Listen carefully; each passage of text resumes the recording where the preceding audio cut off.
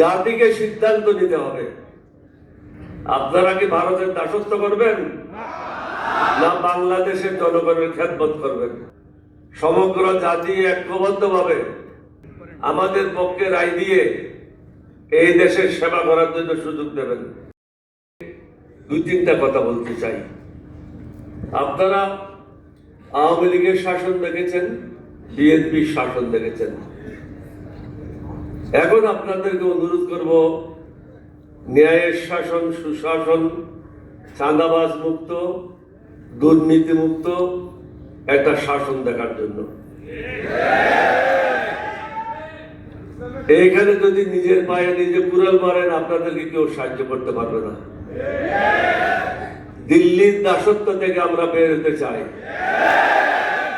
এখানে মুক্তিযোদ্ধা এবং 2024 সালের জুলাই যোদ্ধার সম্মেলন, এখানে মিলন ঘটেছে। এটা অন্য কোনো জায়গায় এই মিলন ঘটেনি।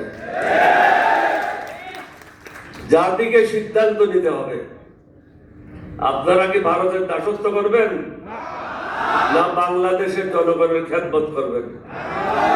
আমরা যারা এখানে উপস্থিত হয়েছি, আমরা জনগণকে শাসন করার জন্য উপস্থিত হইনি, আমরা জনগণের সেবক হিসেবে কাজ করার জন্য উপস্থিত হয়েছি। বর্তমানে যে বিভিন্ন জায়গায় নির্বাচনের পরিবেশ নাই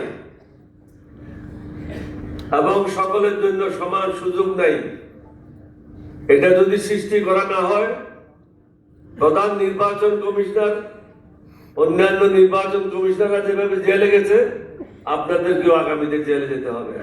এখান থেকে রক্ষা পাবেন না, অন্যায়ের পিছনে যাবেন না, কারো দাবেদারি করবেন না। দাবেদারি করবেন বাংলাদেশের জনগণের, দেশের জন্য যেটা ভালো সেটা করবেন। এখনো মানুষ ন্যায় বিচার পাচ্ছে না।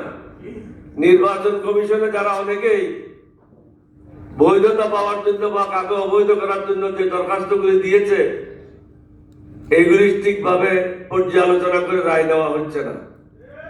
আমরা আশা করব সমগ্র জাতি ঐক্যবদ্ধভাবে আমরা যারা আজকে মঞ্চে এখানে উপস্থিত হয়েছি, আমাদের পক্ষে রায় দিয়ে এই দেশের সেবা করার জন্য সুযোগ দেবেন। আপনাদের সবাইকে ধন্যবাদ। সুন্দর ভবিষ্যৎ কামনা করে আমার বক্তব্য এখানে শেষ করছি। আসসালামু আলাইকুম ওয়া রাহমাতুল্লাহ।